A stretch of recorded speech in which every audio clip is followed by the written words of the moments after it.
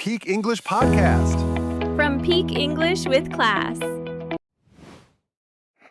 I ruined a perfectly good dinner party last night, Sarah. All because I forgot how to lie. Oh no, who did you accidentally insult this time? My neighbor, the one who was always doing those loud DIY projects at 6 a.m., he made this seafood stew. He looked me right in the eyes proudly and asked, "How is it?" And you told the truth? I told him it tasted like the ocean floor. If the ocean floor was on fire. Alex, you can't just say that to someone's face. I know. I panicked. I completely forgot the golden rule of polite English. Sometimes honesty is absolutely the worst policy. Which is exactly why we are here today. If you're washing the dishes right now, waiting for a delayed bus, or just hiding in your bedroom avoiding responsibilities, you are in the right place. And if you're hiding, we promise we won't tell anyone. We all need a break sometimes. Today, we are talking about polite white lies. Those tiny, harmless untruths native speakers use every single day to save feelings and avoid total awkwardness. We're going to show you exactly how to survive a terrible dinner, escape a boring conversation, and reject an invitation without losing your friends. Welcome back to Peak English, your cozy place to learn easy English through real conversations. I'm Sarah. And I'm Alex, and I am officially banned from all future neighborhood potlucks. Good. More time to record podcasts with me. So, what is on the menu today? Aside from burnt ocean stew, of course. Well, we're going to break down the textbook way versus the real, natural way to hide your true feelings in English. We have 4 magic native phrases that will save your social life. Plus, stick around later for our word tour. And near the very end, we have a segment where we make your English sound way more natural when you want to say no. Exactly. It's going to be packed with useful stuff. By the way, this is a relaxed B1, B2 level episode, so if you hear a word you don't know, don't freeze. Just keep floating along with the context. You can always replay it later. Learning a language is a marathon, not a sprint. Just sit back and absorb. But before we get to the magic phrases, we want to hear from you. Drop down into the comments right now. We read every single one. Tell us, "I'm your name from your country, and today I feel..." For example, I'm Sarah from the UK, and today I feel fully caffeinated and ready to tell some white lies. And I'm Alex, and today I feel lucky that my favorite t-shirt is finally clean. You wear that t-shirt every single time we record. It still has a tiny coffee stain on the sleeve from 2023. It is a vintage stain, Sarah. It adds character. Now, let's get into our first polite lie. Let's start with a classic struggle. Imagine a friend cooks for you, or they show you a painting they just spent 3 months making, and it is just terrible. Just awful. You look at it and your brain freezes. Right, the textbook tells you to say, "I do not like this," or "this is bad." But in real life, we rarely do that. Never. It feels like punching them in the heart. We are social creatures. We want to protect our friends' feelings. So, what happened in your brain last night with the stew? Why didn't you just protect your neighbor's feelings? Well, I was sitting at his crowded dining table. The room smelled like burning fish. I took one bite, and the raw taste of salt just hit my tongue. I panicked. I can see the terror in your eyes right now. My mind went blank. He was staring at me, smiling. Sometimes we freeze. Sometimes we panic. And sometimes we just blurt out the brutal truth because we forget our vocabulary. We've all been there. So, what is the tiny habit? What is the phrase we should keep in our back pocket for this exact moment? The ultimate polite lie for this situation is simply, "It's interesting." Oh, that is a good one. It's so safe. It is the perfect shield. Interesting doesn't mean good. It doesn't mean bad. It just means it caught my attention. So if your friend plays you a song they wrote and it sounds like cats fighting, you just nod slowly and say, "Wow, it's really interesting." Exactly. You stretch out the word a little bit. Interesting. You add a polite smile. They feel supported, and you didn't technically lie. It's brilliant. You save their feelings and you save your own guilt. But what about when things aren't just weird but actually quite bad? That brings us perfectly to our second magic phrase. This one happens to me all the time at work. Someone presents an idea or shows me a draft of a project, and it's just completely wrong. Let me guess. You smile, nod, and tell them is amazing? Yes, I am a chronic people pleaser. I say, oh, it's perfect, let's use it. And then I spend 3 hours fixing it myself in secret. That is exhausting, Sarah. You are doing double the work just to avoid a 10-second uncomfortable moment. I know, but the textbook alternative is saying, this is incorrect, or I don't like your work. That feels so aggressive to me. It is aggressive. In English-speaking cultures, especially in the UK or the US, direct criticism can feel very sharp. We prefer to soften the blow. We use a cushion. So, what is the cushion here? How do I stop redoing everyone's work without sounding like a monster? You use understatement. You say, it's not bad. It's not bad. Wait, doesn't that mean it is good? It depends entirely on your tone of voice. If you sound excited, hey, it's not bad. That means it's surprisingly good. But if you say it slowly, with a slight pause, Let me try. Well, it's not bad. But maybe we could change the colors? bingo, that is perfectly natural native English. You started with a positive cushion. It's not bad. Then you gently added your correction. That feels so much better than this is wrong. It feels collaborative. Exactly. It's a tiny habit, but it completely changes the energy in the room. You aren't attacking their work, you're just gently guiding it. It's not bad. I am writing that on a sticky note and putting it on my laptop immediately. Let's pivot to something every single introvert listening right now will understand. Escaping.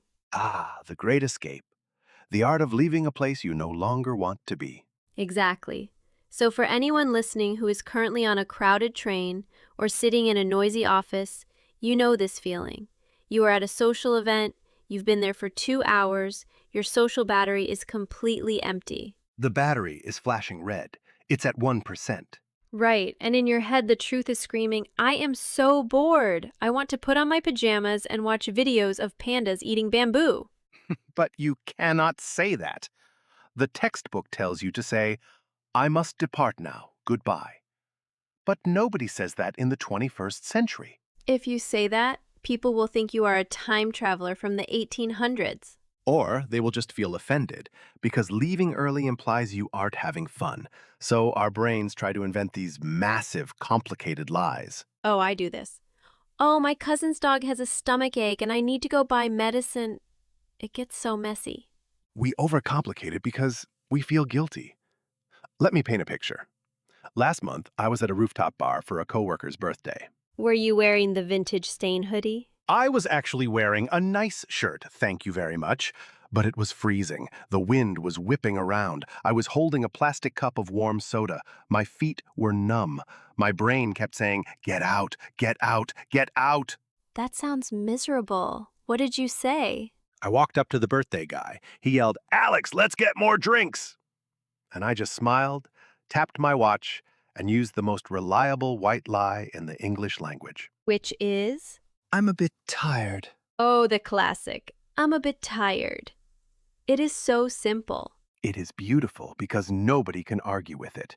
It is entirely about you, not them. Right. You aren't saying the party is bad. You aren't saying the music is too loud. Exactly. Sometimes it's the music, sometimes it's the crowd, and sometimes it's just your own brain demanding silence. But saying, I'm a bit tired, covers all of those truths with a polite blanket. And notice that Alex said a bit tired. Not exhausted, not dead, just a bit. Softeners. That word bit acts as a shock absorber. It makes the rejection feel smaller and softer. I think I'm going to head home. I'm a bit tired. That is a phrase every learner needs to memorize. It is your ticket to freedom. It really is. But what happens when you aren't trying to escape a party, but you are trying to avoid going to one in the first place? Oh boy. This is the hardest one for me. The direct rejection. The nightmare scenario. Listeners, picture this. Your phone buzzes. It's a text message from an acquaintance. They say, "Hey, do you want to go camping this weekend? It's going to rain, but it'll be fun." Just reading that makes my skin crawl. Sleeping on the wet ground? No, thank you.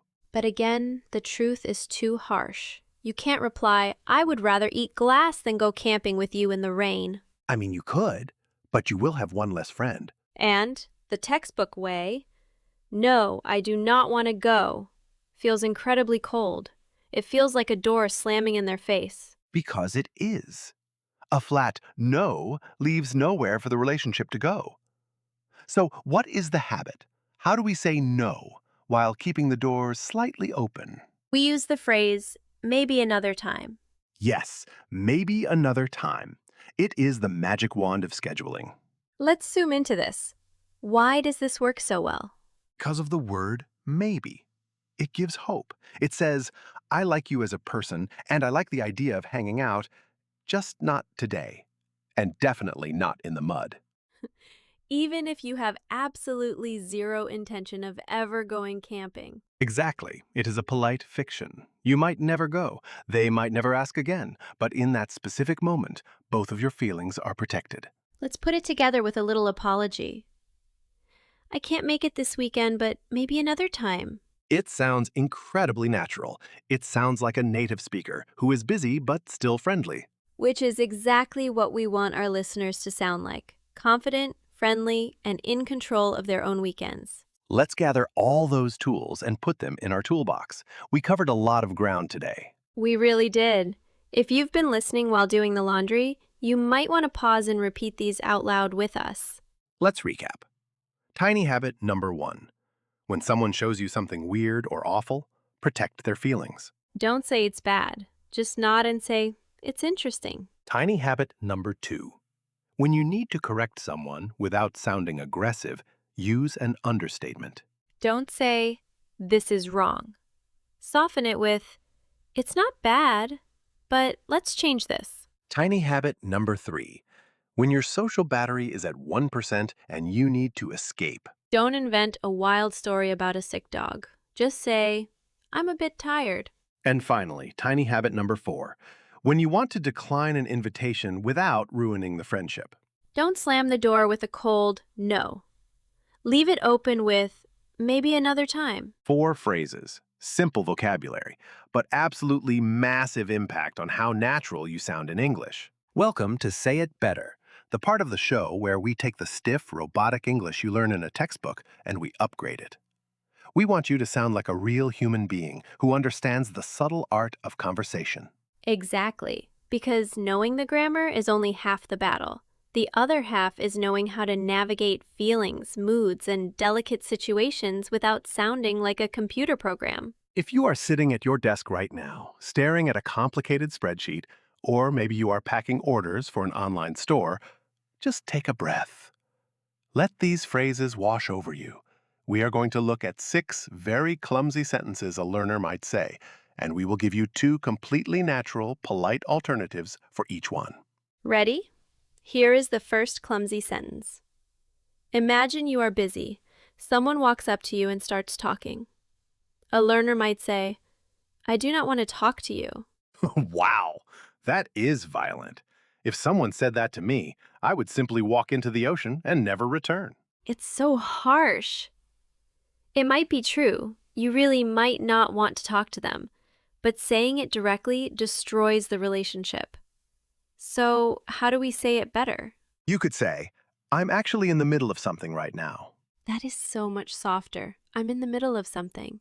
It blames your schedule, not the person. Or, if you want to be even warmer, you could say, can we catch up a little later?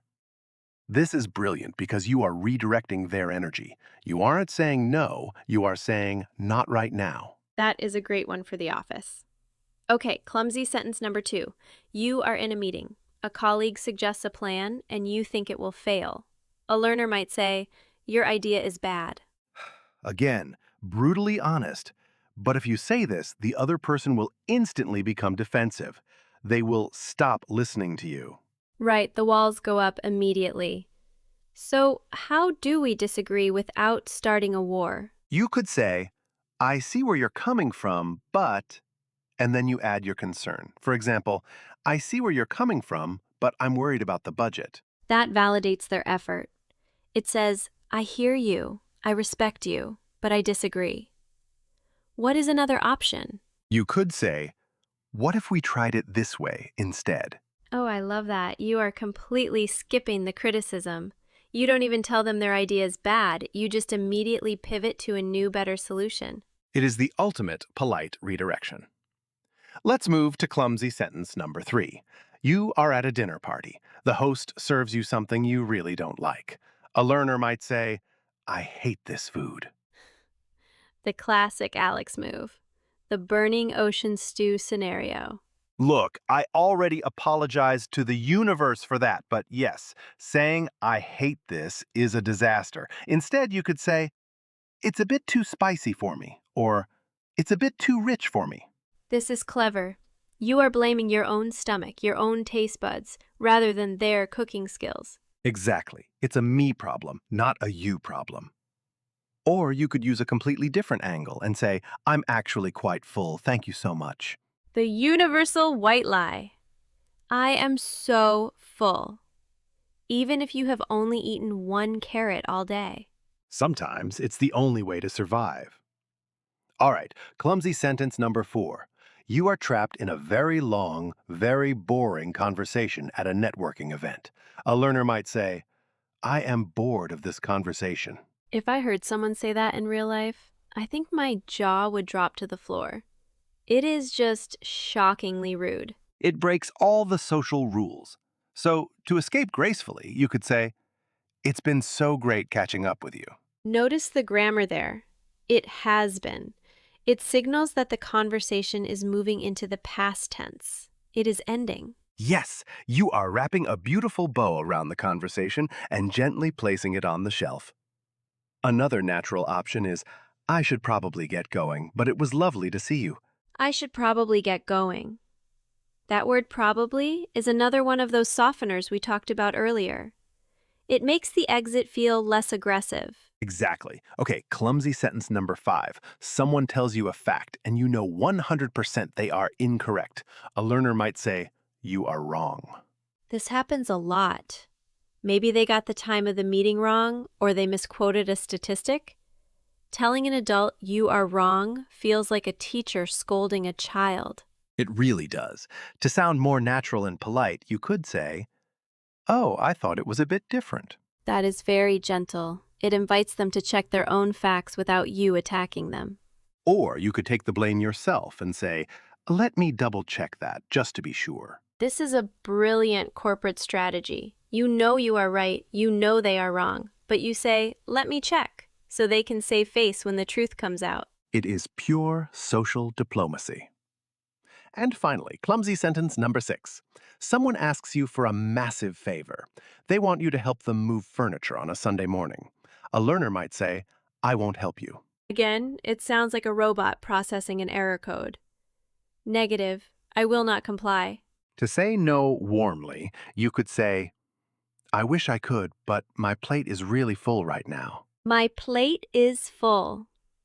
That is a wonderful idiom. It means you have too much work, too many responsibilities, and you simply cannot add another thing. It paints a very clear picture. Or you could say, I'm probably not the best person for this, but maybe John can help? You decline the request, but you offer an alternative solution. You are still being helpful even while saying no. 6 clumsy sentences, fully upgraded. If you start using these, I promise you, your conversations will feel completely different. The friction will disappear. And now it is time for the word tour. This is where we slow down, zoom in, and look at the most useful vocabulary from today's episode. We have 7 fantastic words and phrases for you. I am sitting here in my favorite white-gray hoodie and my lucky blue shorts, totally relaxed, ready to dive into some vocabulary. You really do wear that exact combination every single time we record. I admire the consistency. Let's start with our first word. The first word is a feeling we all want to avoid: awkwardness. Let's say it slowly, by syllable. Awkwardness. Awkwardness. Awkwardness is that tight, uncomfortable feeling in the air when something goes wrong in a social situation. It is the silence after someone tells a bad joke. Yes, let's give you some daily life examples. There was a lot of awkwardness in the meeting when the boss forgot my name. Or, to avoid the awkwardness of seeing her ex-boyfriend, she left the cafe early. Now it's your turn. Repeat after me. To avoid the awkwardness of seeing her ex-boyfriend, she left the cafe early. Beautiful. Our second word is a phrasal verb, to blurt out. Let's break it down. To blurt out. To blurt something out means to say something suddenly, without thinking at all. It is when your mouth moves faster than your brain, like me and the terrible seafood stew. Exactly. The thought just escapes your mouth before you can stop it. Let's hear it in a sentence. I was so nervous during the interview that I just blurted out the wrong answer. Or, she tried to keep the surprise party a secret, but her little brother accidentally blurted it out. Repeat after me. I was so nervous during the interview that I just blurted out the wrong answer. Great job. Our third word is a powerful tool for polite lies: understatement. Understatement. Understatement. An understatement is when you describe something as being much smaller or much less important than it really is. It is the opposite of an exaggeration. When it is pouring rain, flooding the streets, and you say, "It's a little wet outside," that is an understatement. Let's use it in real life. Saying she was a bit angry is the understatement of the year. She was absolutely furious. Or, the hotel room was terrible, so calling it basic was a huge understatement. Repeat after me. Saying she was a bit angry is the understatement of the year. Brilliant. Moving on to number 4, chronic. Chronic. Chronic. This word usually belongs to the medical world, meaning an illness that lasts for a very long time. But in casual conversation, we use it to describe a bad habit that someone just cannot stop doing. Like when Sarah said earlier that she is a chronic people pleaser. She just can't stop trying to make everyone happy. Guilty as charged. Here's an example. My brother is a chronic procrastinator. He always leaves his assignments until the very last minute. Or, she complains about being broke, but she is a chronic online shopper. Repeat after me. My brother is a chronic procrastinator. Word number 5 is a noun, describing a specific type of relationship. Acquaintance. Acquaintance. Acquaintance. An acquaintance is someone you know, but not very well. It is a step above a stranger, but a step below a friend. Exactly. It's the person you say hello to at the gym, or the person who works in the building next to yours. You know their face, maybe their name, but you don't know their secrets. Here's how we use it. I wouldn't call him a close friend. He's more of a business acquaintance. Or, she has hundreds of acquaintances on social media, but only 3 true friends. Repeat after me. I wouldn't call him a close friend. He's more of a business acquaintance. Excellent. Word number 6 is both a physical object and a conversational strategy. To cushion. To cushioned. To cushion. A physical cushion is a soft pillow. But as a verb, to cushion means to soften the impact of something hard or painful. Like softening bad news. When you give a polite lie before a criticism, you are cushioning the blow. For example, the manager tried to cushion the bad news by offering everyone free pizza. Or, he used a lot of soft words to cushion the rejection, but it still hurt. Repeat after me. The manager tried to cushion the bad news by offering everyone free pizza. And our final word today, word number 7, is a very polite verb, to decline. To decline. To decline. To decline simply means to say no to an invitation or an offer, but in a formal, respectful way. You don't decline your best friend when they ask to hang out. but you do decline a formal job offer or a wedding invitation. Sometimes it's a polite text message. Sometimes it's a formal email.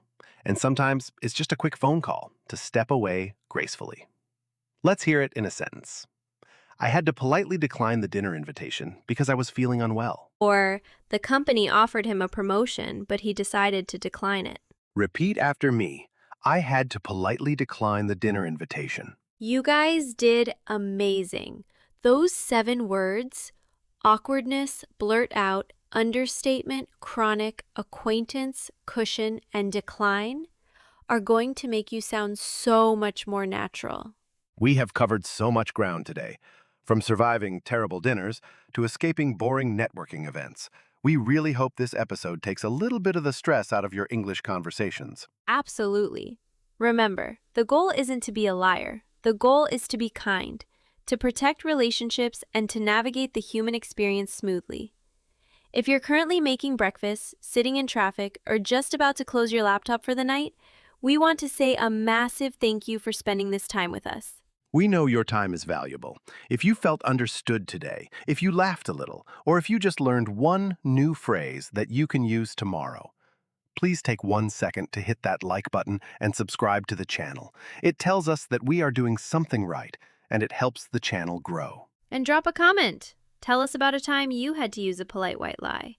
We love reading stories. Now, if you want to keep improving, we have the perfect next step for you.